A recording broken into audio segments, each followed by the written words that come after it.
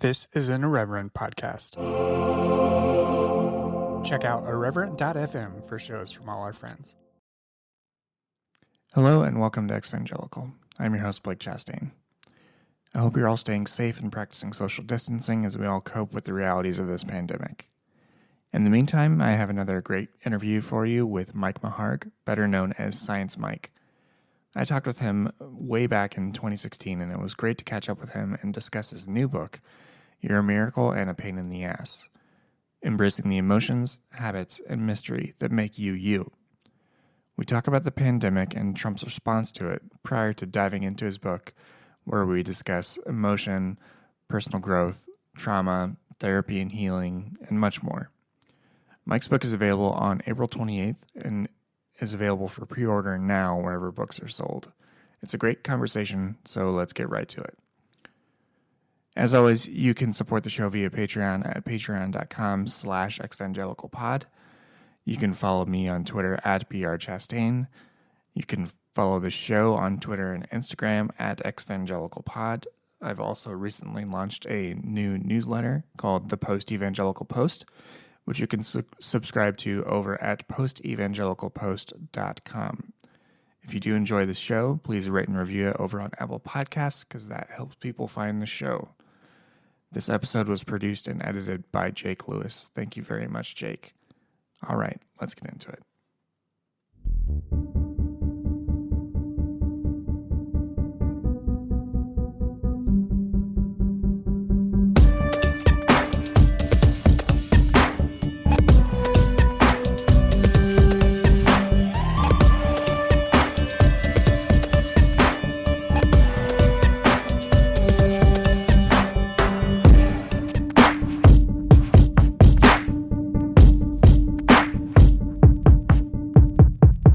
Hello and welcome to Exvangelical. My guest this week is Mike Maharg, best known as Science Mike from the Ask Science Mike podcast. He is also the author of the new book, You're a Miracle and a Pain in the Ass, embracing the emotions, habits, and mystery that make you, you. Science Mike, welcome back to the show. Thanks, Blake. It's good to talk with you again. Likewise. So we actually talked for the first time on this show on the day of the 2016 election. Oh my God. And it was early in the day, and I honestly can't imagine the world changing any more than it already has. Back then, you were promoting your first book. How have things changed for you since that time? I mean, it's been such a tumultuous 4 years. Oh my gosh, that's right. That election happened during the release cycle of my book. Yeah. I have got to stop releasing books. Finding God in the Waves gave us Trump, and You're a Miracle and a Pain in the Ass gave us COVID-19. Oh my gosh. This is my second book launched in a disaster. Holy cow. I guess I just tipped my hand there calling the 2016 election a disaster. Oh my gosh. Well, yeah. I mean, it's pretty much unmitigated. It's been a continuous disaster since then. You know, I mean, I will say, like, it has been like educating, as I was like, well, it can't get any worse than this. Mm-hmm. And then just like every year of the American Trump dystopia has gotten worse, and for everybody. So now it's like, this is I guess I'm just in this mood. This is the exact moment you want like a fraudulent real estate developer from Manhattan running the federal government. Like, the guy has never done anything in his life but lie to make deals happen, to rely on the work of others, and then skim some profit from it. And now he's in charge of our response at the moment you most desperately need professional competency. And he spent 3 years getting rid of anyone in the government who has competency. And now tens of thousands or hundreds of thousands of Americans are going to die. Yeah. I mean, it's unbelievable.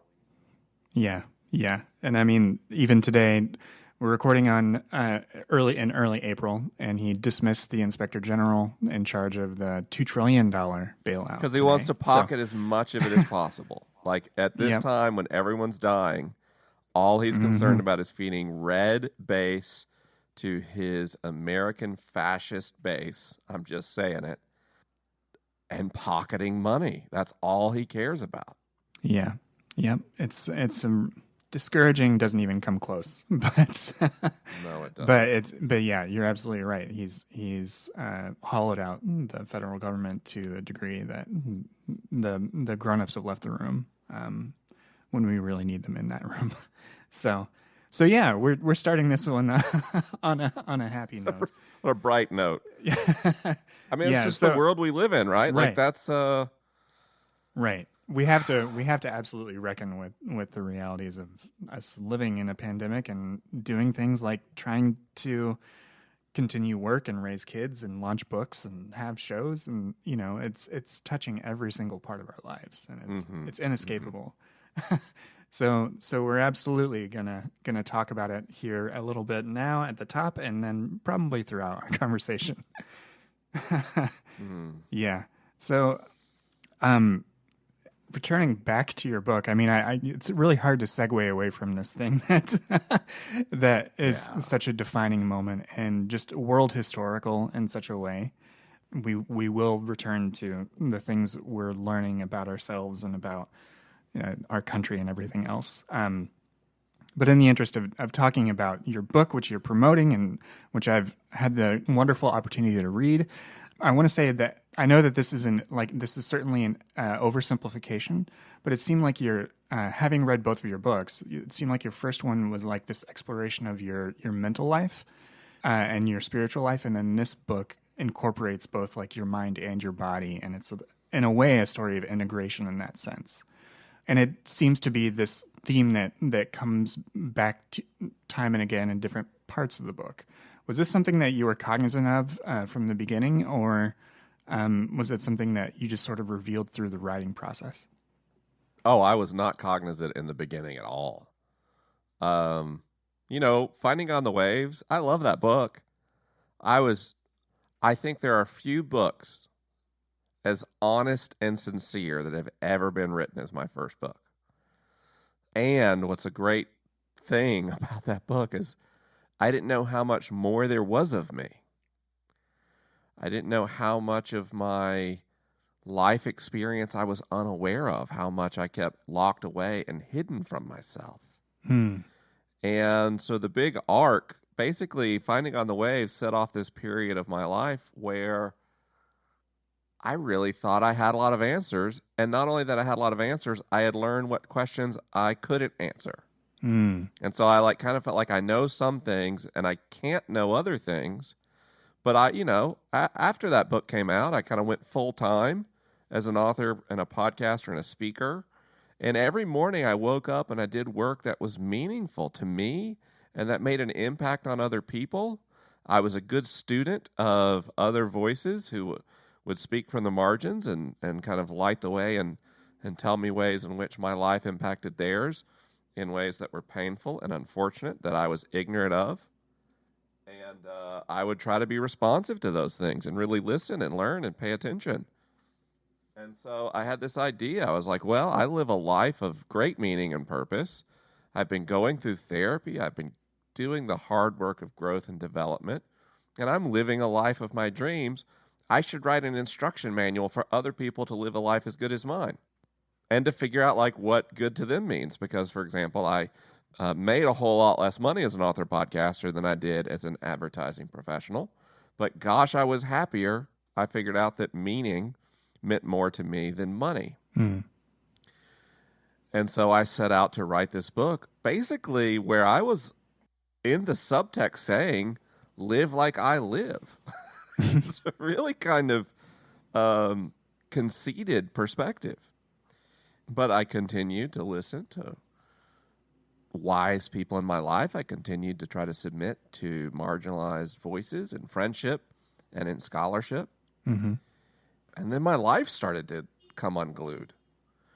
All of the transformation I'd made physically started to regress. I started to gain weight again. And I'm a healthy at any size person, but I mean, I began to gain weight as a means of managing stress in a way that really hurt my health. And I hope that is a distinction that isn't lost on the audience. Yeah, and I'm a compulsive eater like myself. I understand that as a coping mechanism. I think that's what you're speaking to, right? Is So I'd be like, yeah, I'm happy. I just ate 2 pizzas. Of course I'm a very happy person. So, and I started having panic attacks. I started having severe panic attacks that were quality of life threatening. I started to have lots of feelings of anxiety, which were new to me. I've never been a person who experienced much anxiety. And because I was having so many mental health challenges and then seeking treatment for those challenges, I learned that I have complex post-traumatic stress disorder. I learned that I have autism spectrum disorder. My oldest daughter was diagnosed with anorexia, and so I'm undergoing mental health treatments, and then my daughter's undergoing mental health treatments, and my wife and my other daughter have to start family systems therapy to try to help us support each other through all these challenges. And it's just money, money, money, money, money, money, money. And so it just eats away all of the. I've always been a careful, diligent person, spend little, save a lot. And all our life savings went away. Yeah, so I'm in trauma therapy. Everybody's got mental health costs in my house. So we're spending thousands of dollars a month on mental health support. Mm-hmm. All of it, which I'm told by professionals and my friends who are wise, are like critically necessary. And then about the time we ran out of money, I had chest pains in the middle of the night and went to the hospital and realized that the way I was living was not just having emotional costs, but severe physical costs, was giving me heart disease. That was life-threatening. Mm-hmm. And then Rachel Held Evans died. Mm-hmm. And all this while I'm trying to write a book about how to live a good life. And then my computer crashed and I lost the manuscript. Oh my gosh. And so the book had to pivot because my life pivoted. Mm-hmm. And I was writing in real time about the things I was learning about the rest of the human experience I'd never known before. And it became a book about learning to love and accept all of the difficult and unfortunate parts of yourself, and to understand why it is that so often what we think and what we feel and what we do is at odds with what we want to think and do and feel. And what, if anything, we can do about that dichotomy. And that's how this book came to be. It's really a book written as my life fell apart, and I learned basically that my body was not a suitcase for my brain, but a full and equal part of me. Yeah. I mean, that's a very hard turn and very difficult year that you just described, and you did something great with it. I'm glad that you were able to use the experiences that you underwent in this fashion to try to help other people. That's extremely, extremely powerful. Yeah, thank you. You're welcome. One of the places that comes up in the book, and one of the sorts of themes that comes up is sort of addressing a sense of shame that some people have when they approach things like personal growth and all of those things. You say in your book that we've trained people to view their behaviors as personal moral failures, but that view isn't limited. It's often isn't just limited. It's often flat out wrong. Could you elaborate on that and what you've learned and what you share in the book and other places in your life? Yeah, I mean that's a major thrust of the entire book is we so over associate our identity with our thoughts and our agency. Mm-hmm. And the parts of our body that make thoughts and agency would fit in a shot glass. It's just a tiny amount of our overall anatomy. And then we think that's me, and that's ridiculous. And so what I explore in the book, and kind of, I guess, the thesis, if there is one, is that what we feel and what we think and what we do is this incredibly complicated interaction between stimulus and signals in our environment being filtered through layers and layers and layers and layers of biological hardware that evolution shaped over time and cobbled together, and that makes us us. And so these things in our environment are speaking to things in our brains and our bodies that our conscious experience has no knowledge or awareness of in a very limited capacity to influence or shape. And so when we look at how we respond, you and I are compulsive eaters, and we could feel a sense of shame about the way we eat. And to do that is to ignore the fact that our willpower and our agency just plays a tiny, tiny, almost insignificant role in our eating. And that although, and this, by the way, doesn't mean we're doomed to be trapped as compulsive eaters, there are ways to effectively treat and mitigate some of the stimulus that creates compulsive eating patterns. But we can't imagine that this is some matter of whether we are strong enough or good enough or moral enough or righteous enough. Those things will just make you depressed and anxious and afraid and defeated. Yeah. Instead, we have to understand that a host of factors in our bodies and in our environments have to come together to basically change the incentives toward the behavior, and that the behavior exists because we are animals trying to survive. So compulsive eating is a great example for me to use because it's like my go-to compulsion. Compulsive eaters exist as a way of managing anxiety and feelings. Mm-hmm. And so we can't actually address compulsive eating unless we address, number one, the emotional factors underneath and come up with strategies and tool sets for being able to more, or to be able to relate to our feelings and our lived experiences in a more adaptive way.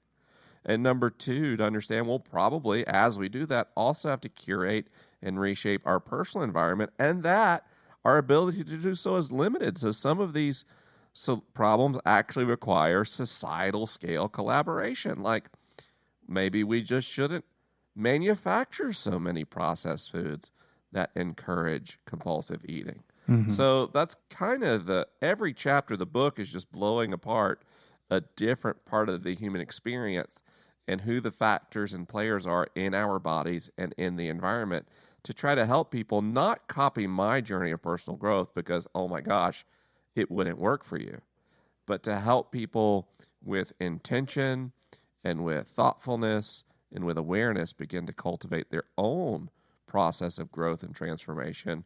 And the one point I think that's universal in growth and transformation is that we all must begin trying to learn to love and accept ourselves as we are. And that might be the most important part of the work.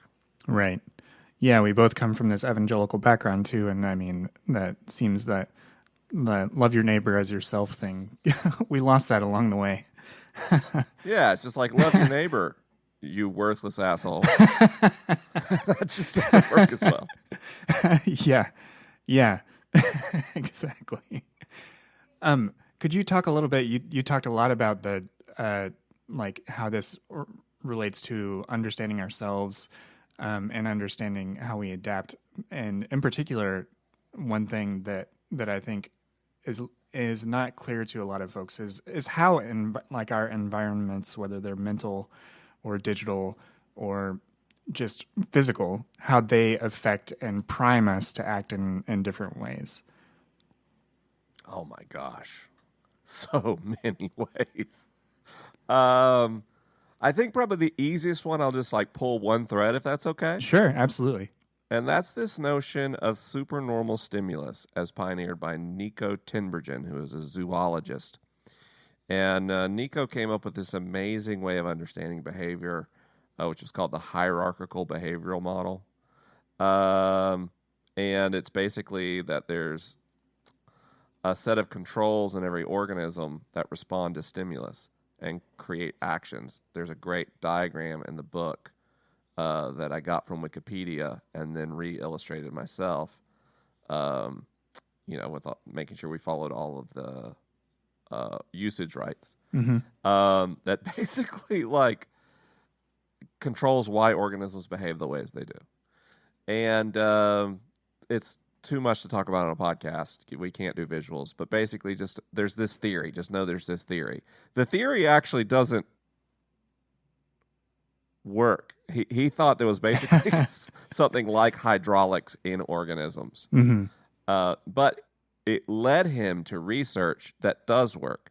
And that brings us to an idea called supernormal stimulus. And it's basically the idea that body-brain systems evolved in a given environment, and they're well adapted to navigate that environment and help an organism thrive. But humans, with our ability to manufacture and create things at will, can create factors that hijack those natural behavioral patterns. So an example in the book would be if you create a wooden baby bird and you give it a big mouth, bigger than a normal baby bird and redder in a baby bird than a real baby bird, in some way it will so transfix a mother bird's brain body systems that she'll try to feed a fake baby bird so much that she won't feed her real baby birds, which is obviously maladaptive. That never happens in nature, but it happens when we add a supernormal or a greater than normal stimulus to an environment. Mm-hmm. Another example in the book is you can make like a very pretty female turkey head and put it on a stick. And male turkeys will try so hard to mate with the stick that they ignore actual live female turkeys. Hello, Tinder, right? Like, okay, now we get it. And when you look at our environment, the world that humans have created, we've effectively surrounded ourselves with supernormal stimulus everywhere we look. Smartphones are supernormal stimulus. Mm-hmm. Netflix is supernormal stimulus. Instagram is supernormal stimulus. Pizza is supernormal stimulus. Makeup and fashion is supernormal stimulus. And so we're basically hijacking and titillating and overstimulating our brain body systems on a continual basis through media, through advertising, through consumer products, through almost every facet of human society. And then we wonder why we are anxious and overwhelmed and tired and struggle to control ourselves. And it's just a matter that we've manufactured a world of fake turkey heads. I didn't even say it that well in the book, sadly. That came to me. That's great, though. That's a wonderful image, and sounds like it could be a decent band name. The Fake Turkey Heads. Fake turkey heads. That's amazing. Like and subscribe. But you're absolutely right. And these are things that like advertisers and other industries, entire industries are devoted to exploiting these natural tendencies in us, right? Like from the ways in which there are what are called dark patterns in apps that feed engagement, to the design of casinos, to all sorts of things. These sorts of things exist in our environment, even if we're not aware of them. Even if we don't think of them, someone may be thinking of them, let alone all the different things that might just individually trigger a compulsion or something else. That's right. In this book, what I like about it is you introduce all these really helpful different concepts and frameworks in which to understand how we understand both ourselves and engage in the world. Talking about supernormal stimulus is actually a good segue to the concept that you bring up of a core state, that we do have, like a sort of physical state in which is, for lack of a better term, more normal, in like a physiological type of sense. Can you talk about that concept and why this having a core state is important, and also the role of being able to manage feelings? You talk about how feelings should follow a sort of wave, and that we develop certain ways to inhibit them that can be either healthy or unhealthy. I'm marrying a couple of things that may not have been tied in your book, but thematically I think they go together. So in regards to that core state, what does that mean for us, and how is that something that we can be aware of in ourselves? Core state comes from a psychological theory or a model called Accelerated Experiential Dynamic Psychotherapy, or AEDP. It was originally developed by someone named Diana Fosha, who's a psychologist, and then that model was refined and continued to grow, involving people like Ron Frederick or Hilary Jacob Handel. All these different psychologists kind of collaborated to do this really cutting-edge psychology. And it basically helps us understand why we all feel so shitty and what we can do about it. Is that all? And it's an amazing model. It's trauma-informed and emotionally focused. For those of you who have kind of a therapeutic mindset, you'll know what those terms mean. And it is wonderful. I heard about it, of course, from the Dr. Hilary McBride, my favorite of all the world's psychologists and psychotherapists. And core state is something I think most of us hardly ever experience. It is this state we're born in, where we feel calm and curious and open and clear. And it's so far from where we live all the time.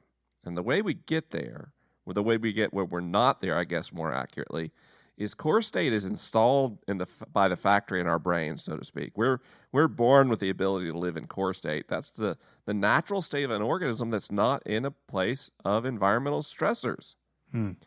But when there's something in the environment that's a stressor, our bodies know how to respond, and that's a core affect. You might also call these feelings. These are the basic emotions. Joy is one of them, but you have sadness or anger or surprise, sexual arousal, basically disgust, the feelings you see in In-N-Out, plus a couple that they didn't want to include, like surprise. I guess maybe that was conflated with fear, and they didn't include sexual arousal because it's a kid's movie, but sexual arousal is a perfectly normal, natural, good feeling. And so we have these feelings, and we start having these feelings, and as small children, we get some either reinforcement or not when we express a feeling. So when a child is angry, a caregiver might respond by getting angry in return, or setting them down and walking away, or even just making an unpleasant facial expression.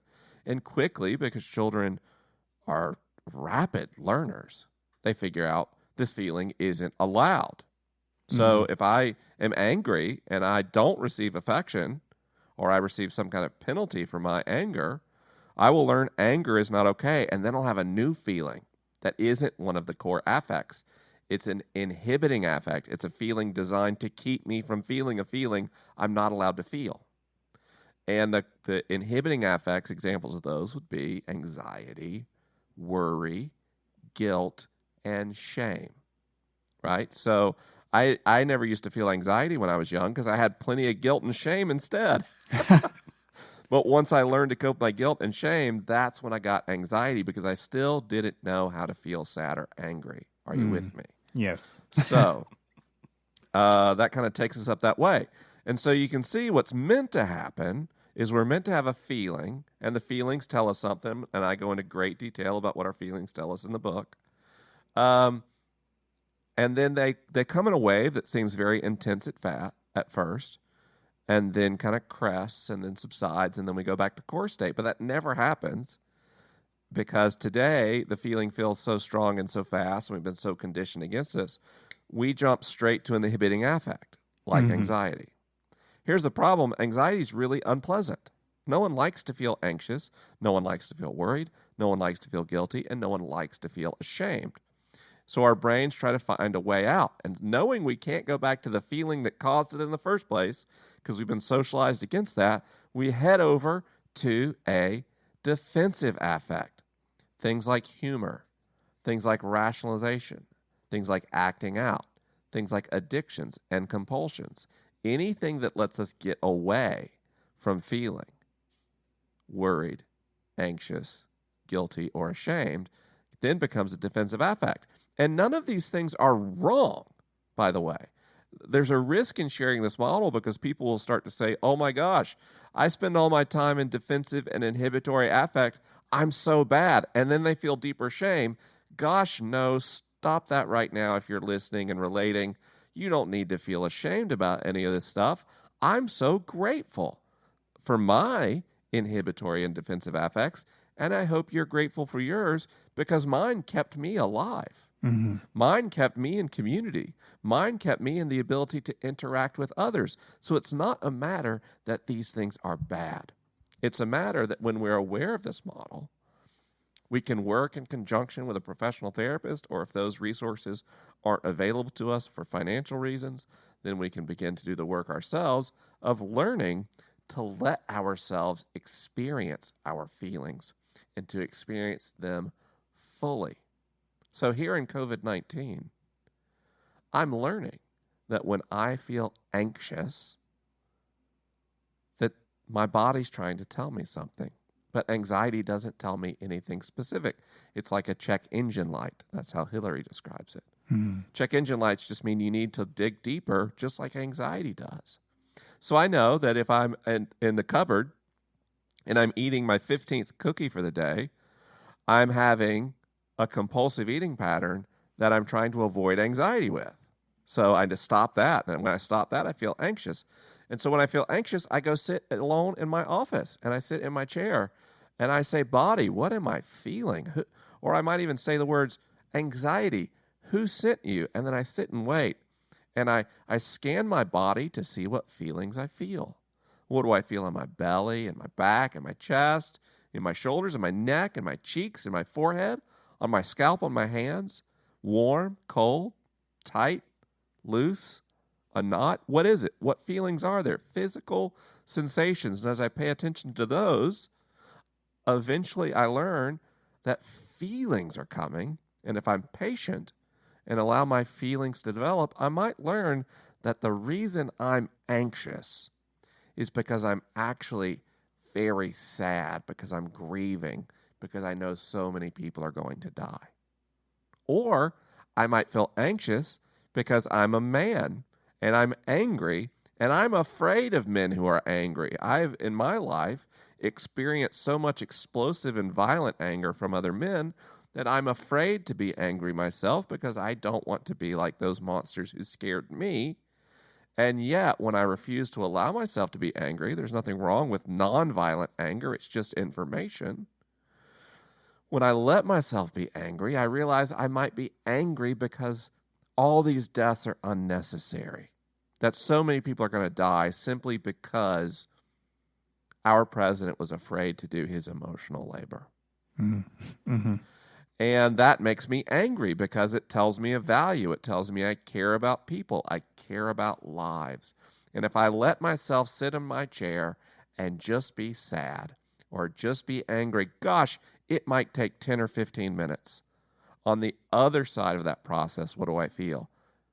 Calm and collected and open and clear and relieved.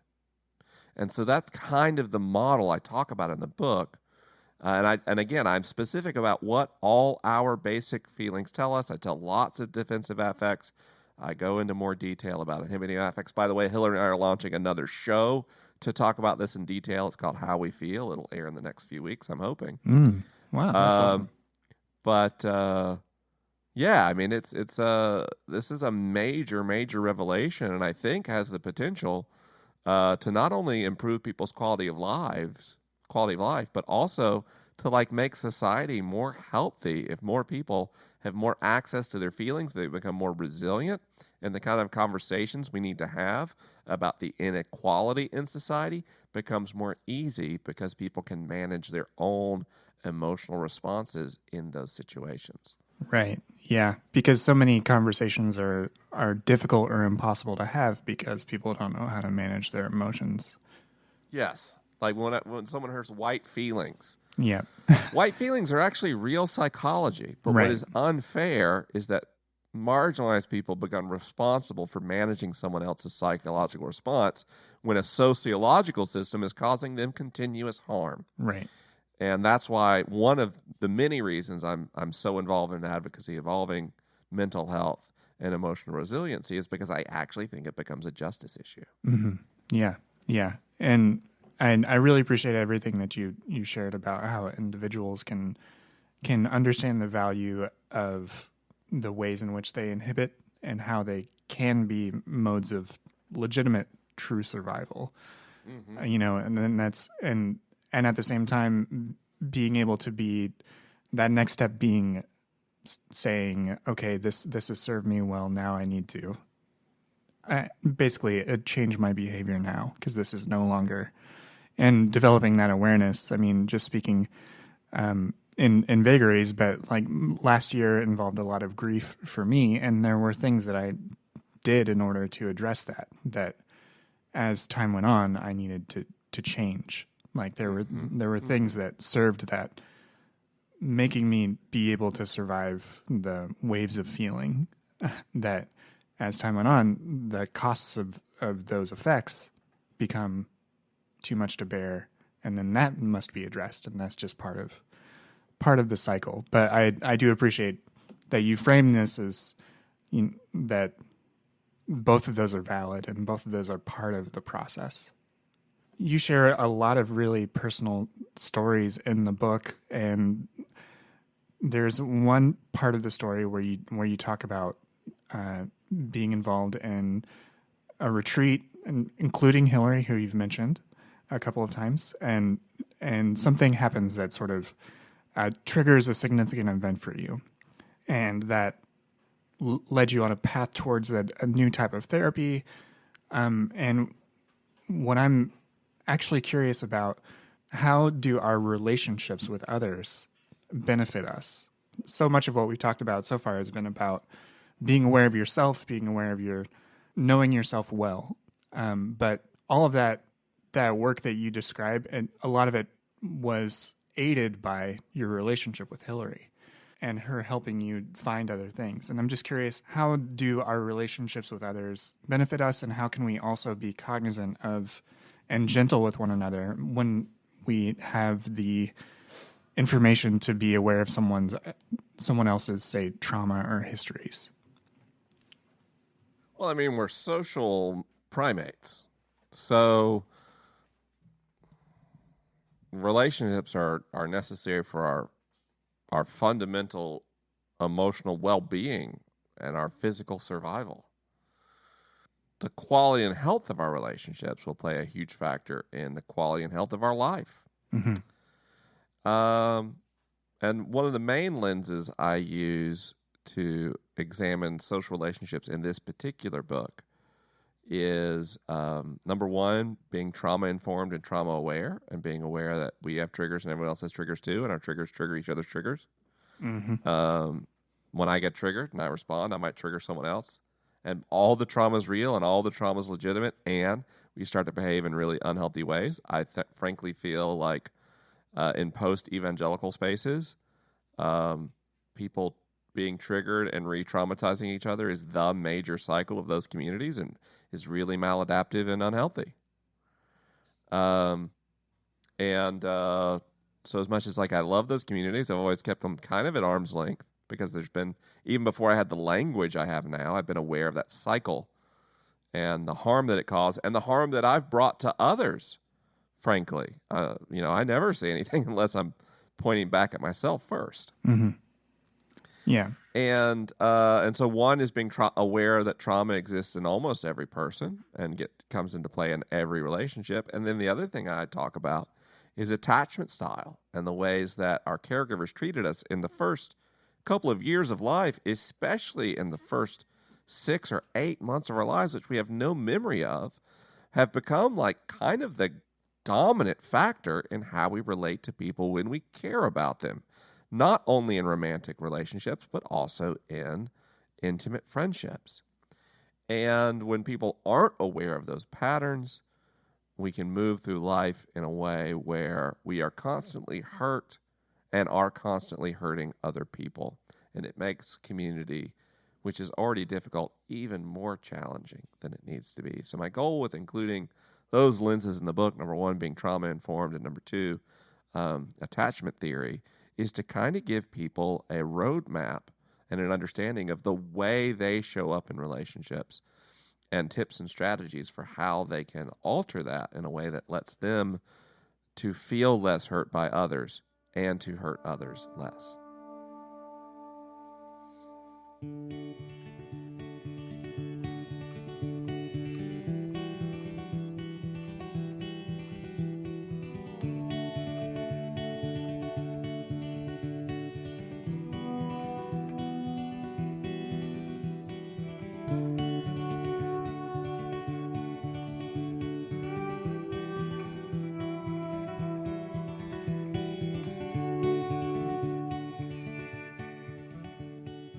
You and I both are products of white evangelical culture, and I think that one of the things that we've both experienced is that there's a very particular, very narrow sense of masculinity and how painful it can be when someone doesn't fit that mold.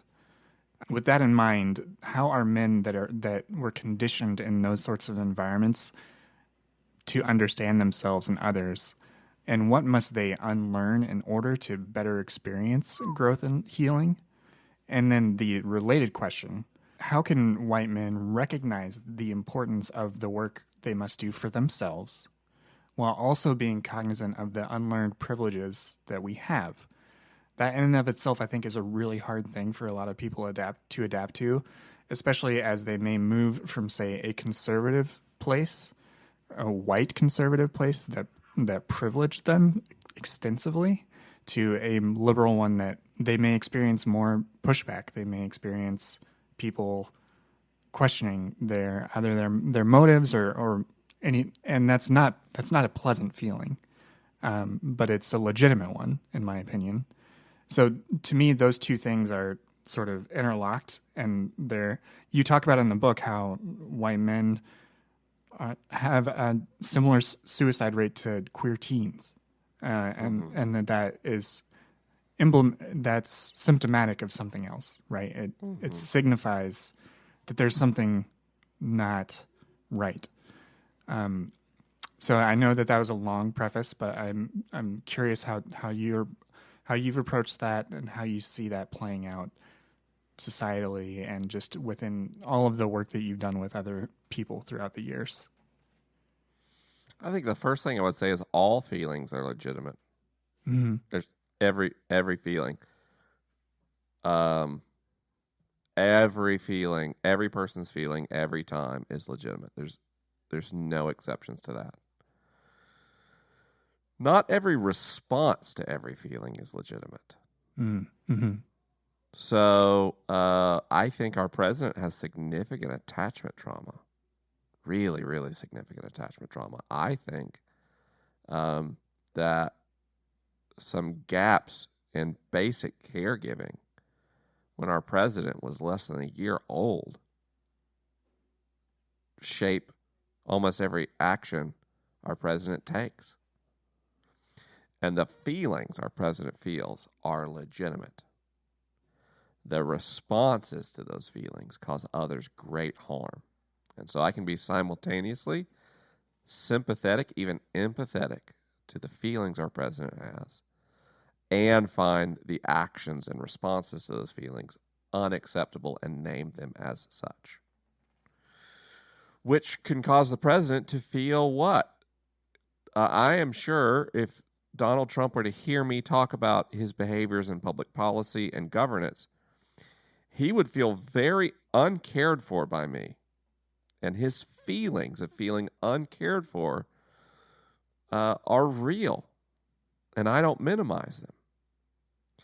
But I will name it because I think an extra level of responsibility comes when you decide to lead a nation. You invite people into feedback in your life to a degree that would not be normal or appropriate in interpersonal relationships in most situations. Mm-hmm. I start there to say these things are inextricable.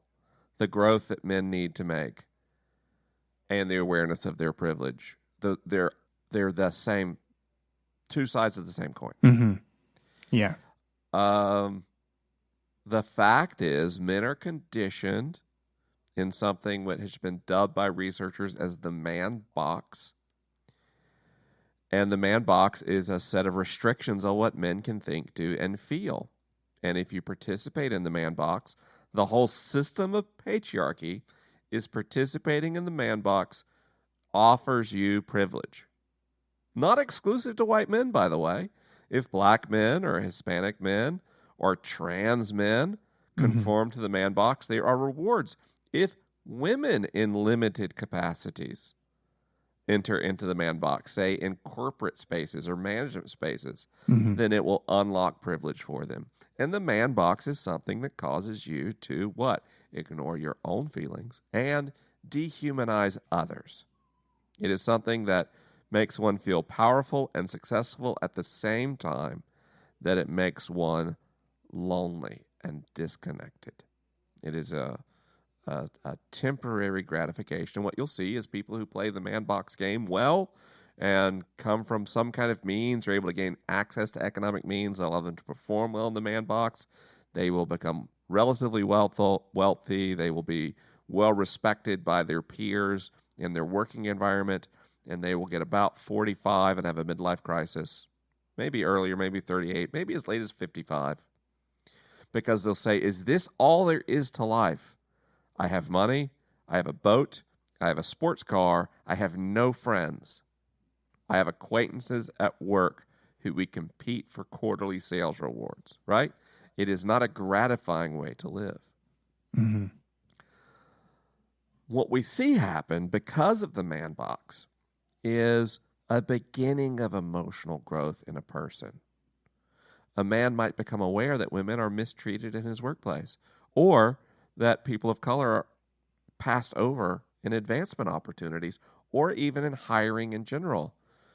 Something in the environment a man will become aware of, and he'll say, this is not right, and it will affect his politics. It will affect his social stances. And then he'll enter into a more progressive space. But because he has not fully become aware of or confronted toxic masculinity, and because he continues to behave in ways where he only has minor variations from the overall man box, he is what? Rebuked. He's rebuffed. He's corrected. And this feels like some kind of violation, because when one participates in the man box in patriarchy, one is never rebuffed. Right. In the man box, there are a set of ways to behave that are good and right and normal. And if you do those, you're always rewarded and validated and gratified. Mm-hmm. This is this critical stage when one has begun to step out of the man box, but has not stepped out completely. When things go poorly, you see men regress. They become what? Free thought people. They become Jordan Peterson fans. They find some other system that allows them to feel like they can critique the more brutal components of the man box and the way it impacts others, while still holding on to this sense of objectivism or this sense of being beyond reproach. Mm-hmm. Mm-hmm. Yeah. And this is when you'll see people criticizing the progressive left or leftists or whatever. I just don't care about political labels very much. I got to be honest, Blake. This is not a thing I'm passionate about. No, yeah. I mean, but what I do care about is acknowledging the fullness of people's humanity and accepting the feelings they have and believing the stories that people tell about their lives. And when our worldviews get in the way of us being able to not only acknowledge our own feelings and our own life experiences, but those of others, this is the root of so many problems in our social order. Mm-hmm. Yeah. To close things out, I want to ask a couple more just open questions and just capture your thoughts. What is there to learn or to have in mind from this present moment of pandemic that we're all living in as well? Embodiment gives us access to wisdom. Mm. Embodiment is a way to put flesh on the bones of a moral philosophy. Embodiment is the necessary rebalancing of post-Enlightenment human thought.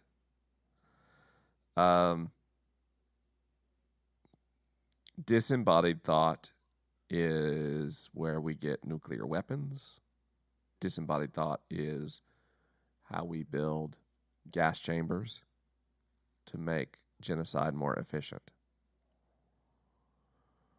Embodiment is not easy work for those of us who are conditioned to be disembodied. It is especially difficult if you were conditioned to be disembodied and have a trauma background. Yeah. There's some scary stuff in your body. Your body remembers the pain that you've been through. But when we gain access to embodiment,